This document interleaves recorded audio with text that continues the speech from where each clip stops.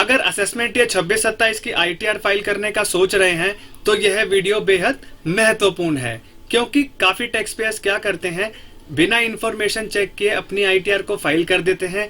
जैसे कि एआईएस को ना चेक करना, टीआईएस को ना चेक करना, 26एएस को ना चेक करना और इन सब चीजों को अपने बैंक स्टेटमेंट से ना मिलाना। ये सारी चीजें ना करके अपनी आईटीआर को फाइल कर देते हैं। उसके बाद क्या होता है, उनको बहुत सारे नोटिस रिसीव होते हैं। अब दोस्तों, इनकम टैक्स डिपार्टमेंट के पास आपकी इंफॉर्मेशन सारी रहती है, जो भी आपने फाइनेंशियल ट्रांजैक्शंस किए हैं और आपने जो भी खर्चे किए हैं। अब क्या है, इनकम टैक्स डिपार्टमेंट के पास सारा हिसाब रहने लगा है। अब वो आपको कौन कौन से तरह के नोटिस भेजते हैं, आपको यहाँ पर आईटीआर के मिसमैच का नोटिस भेजते हैं, स्क्रूटिनी का नोटिस भेजते हैं, रिफंड आपका डिले हो जाता है और भी ऐसे बहुत सारे नोटिस आपके भेजते हैं। तो आज के वीडियो में हम आपको बताएंगे एआईएस, टीआईएस और 26एएस क्या है और कौन से डेटा को कैसे रिपोर्ट करना है, कौन सा डेटा इंफॉर्मेशन के लिए है। ये सारी जानकारी हम आपको आज के वीडियो में देने वाले हैं। तो दोस्तों, वीडियो में पूरा बने रहिएगा। इस वीडियो से आपको पता चल जाएगा, अगर आपने ये चीजें पहले चेक कर ली तो आपको जो इनकम टैक्स के नोटिस रिसीव होते हैं वो कभी नहीं आएंगे। तो दोस्तों, मैं हूं कशिश from tax and accounts burner, जहां हम बात करते हैं अकाउंटिंग, टैक्सेशन और फाइनेंसिस की। चलिए शुरू करते हैं। अब आइए दोस्तों, पहले हम समझ लेते हैं एआईएस, टीआईएस और 26एएस क्या है। पहले हम लोग फॉर्म 26एएस को समझते हैं। ये दोस्तों एक प्राइमरी स्टेटमेंट होती है जिसमें आपके टीडीएस और टीसीएस की एंट्रीज रिफ्लेक्ट होती हैं, जो कि आपके सैलरी के ऊपर कटे होते हैं, इंटरेस्ट के ऊपर कटे होते हैं और आपने कोई भी एडवांस टैक्स पेमेंट किया होता है वो भी आपका रिफ्लेक्ट होता है, सेल्फ असेसमेंट का टैक्स भी रिफ्लेक्ट होता है और भी आपने कोई हाई वैल्यू ट्रांजैक्शंस किए होते हैं, वो सारी ट्रांजैक्शंस आपकी फॉर्म 26एएस में रिपोर्ट होती है। दोस्तों, फॉर्म 26एएस क्रूशियल क्यों होता है, इसके जरिए क्या करते हैं, आप अपने आईटीआर में अपना रिफंड को क्लेम करते हैं। अब दोस्तों, हम लोग बात करते हैं जो आधुनिक आया है वो आपका एआईएस आया है, एनुअल इंफॉर्मेशन स्टेटमेंट है। इसके अंदर आपके दोस्तों खर्चे भी रिपोर्ट होते हैं और आपकी इनकम्स भी रिपोर्ट होती हैं। अब यहाँ पे आपकी सैलरी भी रिपोर्ट होती है, इंटरेस्ट की इनकम भी आती है, चाहे आपका एफडी से हो, चाहे वो नॉर्मल बैंक से हो, चाहे ज्वाइंट हो। इसमें आपके डिविडेंड्स भी आते हैं, म्यूचुअल फंड्स भी आते हैं, प्रॉपर्टी के ट्रांजेक्शन्स भी आते हैं, अगर आपने कोई खर्च किया है फॉरेन में या फॉरेन में पैसा भेजा है वो भी आता है। जीएसटी के इंफॉर्मेशन भी दोस्तों यहाँ पे आपके आते हैं, जीएसटी की रिसिप्ट्स भी आती हैं, परचेजेस भी आते हैं, क्रेडिट कार्ड की पेमेंट्स भी आपकी हुई होती हैं वो भी आती हैं और इसके अलावा भी कोई एमआईएस पेमेंट यानी कि मिसलेनियस पेमेंट्स होती हैं वो भी आपकी सारी एआईएस में रिफ्लेक्ट होती हैं। अब दोस्तों, इसमें एक झोल और है, एआईएस में क्या होता है, काफी बार हमने देखा है कि इंफॉर्मेशन आपकी गलत भी रिपोर्ट हो जाती है, दो बार भी रिपोर्ट हो जाती है। तो उसको आप क्या कर सकते हैं, आप इनकरेक्ट एंट्रीज को करेक्ट भी कर सकते हैं। ये सरकार ने यहाँ पर आपको सहूलियत दे रखी है।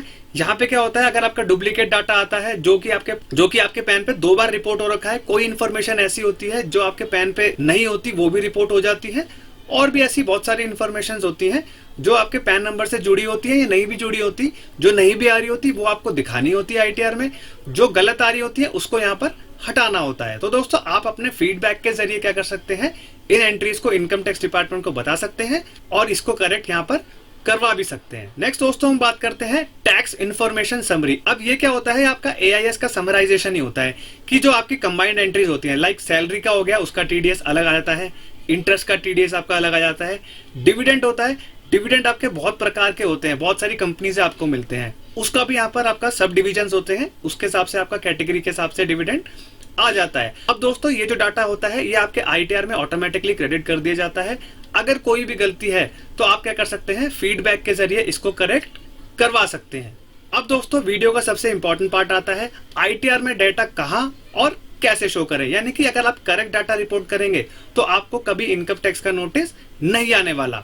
अब यहाँ पे पहले तो आपको यहाँ पर प्रीफिल डाटा के ऊपर ट्रस्ट नहीं करना है, आपको पहले क्रॉस वेरीफाई करना है अपने बुक्स ऑफ अकाउंट्स। अगर आप ऑडिट करवा रहे हैं तो बुक्स ऑफ अकाउंट से मैच करेंगे और बैंक स्टेटमेंट से भी मैच करेंगे अपनी एंट्रीज को। अगर आप सैलरी पर्सन है तो फॉर्म 16 से अपनी मैच करेंगे, एआईएस को मैच करेंगे और जो भी आपके अलाउंसेस आ रहे हैं उसको भी यहाँ पर आप क्रॉस वेरीफाई करेंगे। नेक्स्ट है, अगर आपकी कोई इंटरेस्ट इनकम हो रही है और इंटरेस्ट आपका बैंक से आ रहा है और एफडी से आ रहा है, अब आप क्या करेंगे, अपने बैंक स्टेटमेंट को चेक करेंगे, हमें इतना इंटरेस्ट मिला, इतना हमारे इंटरेस्ट के ऊपर टीडीएस कट गया, अब ये करेक्टली आपका इनकम फ्रॉम अदर सोर्सेस में रिपोर्ट हो रहा है या नहीं हो रहा। अगर टीडीएस कटा है तो भी रिपोर्ट होगा, और टीडीएस नहीं कटा तब भी आपका इनकम में रिपोर्ट होना चाहिए। अब नेक्स्ट हम बात करते हैं डिविडेंड और कैपिटल गेन्स की। अब डिविडेंड तो पार्ट होता है अदर सोर्सेज की इनकम का, तो वो आपका डायरेक्टली अदर सोर्सेज में रिपोर्ट होना चाहिए। और कैपिटल गेन जो है वो आपका कैपिटल गेन शेड्यूल में होना चाहिए। इनकम फ्रॉम कैपिटल गेन के हेड में आपका आता है, उसके अंदर आपकी करेक्ट रिपोर्टिंग होनी चाहिए। लॉन्ग टर्म, शॉर्ट टर्म, अगर वीडीए है तो वीडीए की अलग से रिपोर्टिंग होती है, वहां पे आपको करेक्टली दिखाना है।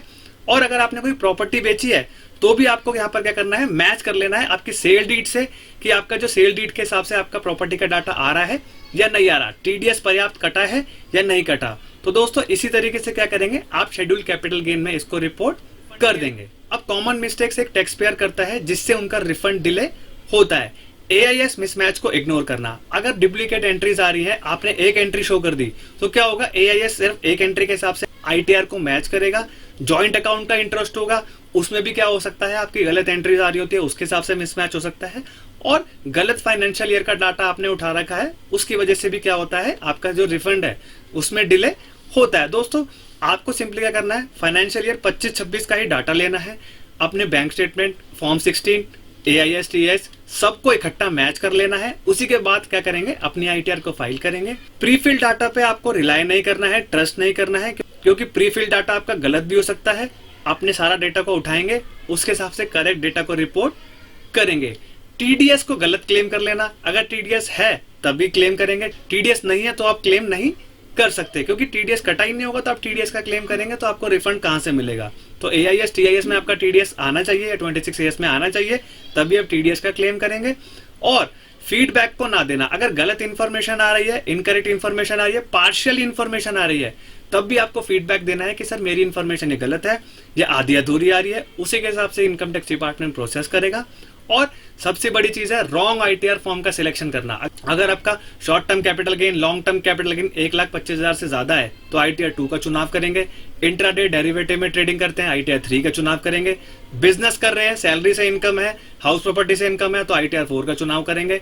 ड्यू डेट में बदलाव है, आईटीआर 1 और आईटीआर 2 के केस में 31 जुलाई 2026 है, और 3 और 4 के केस में 31 अगस्त 2026 है। अब इसका सोल्यूशन क्या है, एआईएस में फीडबैक देंगे। इनकरेक्ट एंट्रीज, डुप्लीकेट एंट्रीज और गलत पैन के जरिए रिपोर्टिंग हो रखी है उसको रिपोर्ट करेंगे। फीडबैक देने के बाद टीआईएस को अपडेट होने का वेट करेंगे।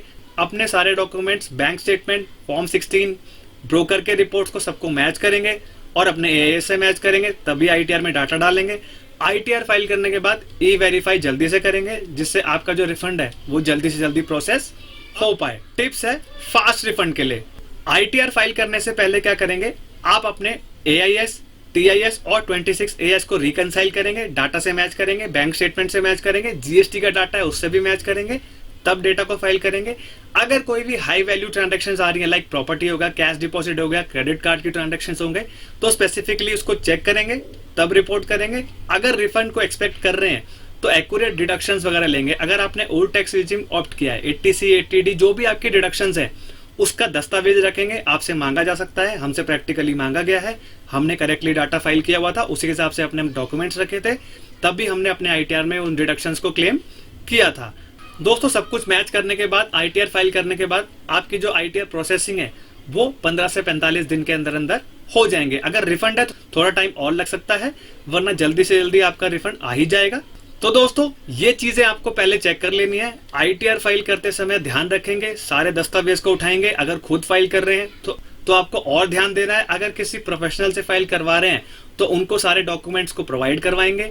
जो डॉक्यूमेंट्स वो मांग रहे हैं उनको वो सारे डॉक्यूमेंट्स को जरूर देंगे, उसी के हिसाब से वो आपके आईटीआर बनाएंगे, फिर वो आपको चेक करवाएंगे, देख लीजिए आपकी इन्फॉर्मेशन ये है, उसी के हिसाब से प्रोफेशनल आपके आईटीआर को फाइल कर देंगे, जिससे आपका जो रिफंड है वो जल्दी से प्रोसेस हो पाए। तो अगर दोस्तों ये वीडियो इन्फॉर्मेटिव लगी हो तो वीडियो को लाइक करेंगे, चैनल पे नए तो do subscribe to the channel. अगर आईटीआर फाइलिंग की सर्विसेज का लाभ उठाना चाहते हैं तो डिस्क्रिप्शन में नंबर दे दूंगा, वहां से कॉन्टैक्ट करके हमसे आप अपनी आईटीआर फाइल करवा सकते हैं। तो तब तक के लिए मिलते हैं अगले वीडियो में। जय हिंद, जय भारत।